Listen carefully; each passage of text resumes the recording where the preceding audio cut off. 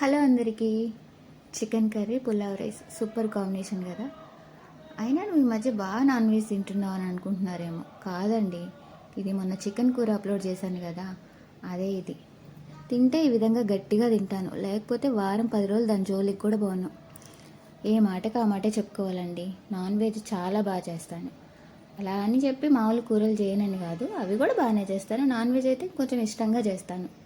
నాకు బోర్ కొట్టిన విషయం ఏందో తెలుసా? చికెన్ తినడం, చికెన్ గురించి మాట్లాడడం. ఇలా నాన్ వెజ్ పిచ్చి వాళ్ళు ఎంతమంది ఉన్నారు? మామూలుగా అయితే మనం చికెన్ వండడంలో ఎక్స్పర్ట్ అండి.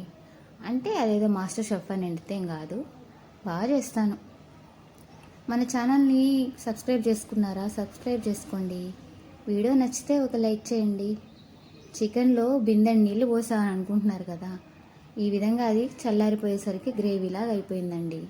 నార్మల్గానే వాటర్ పోసాను, కాకపోతే ఆ వీడియోలో ఎక్కువ వాటర్ ఉన్నట్టు కనిపిస్తుంది. సరేలేండి, వీడియో నచ్చితే ఒక లైక్ చేయండి.